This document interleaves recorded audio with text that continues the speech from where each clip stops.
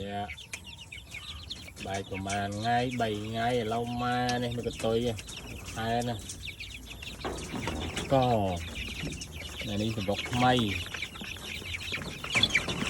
để có chặt đam la này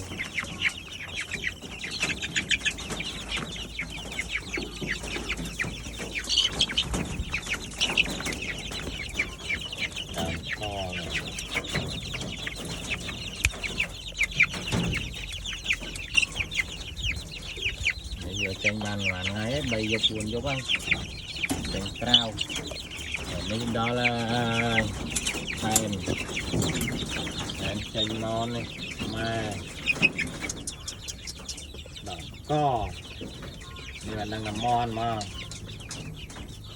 đây là ba lọ tranh móc côn đỏ co này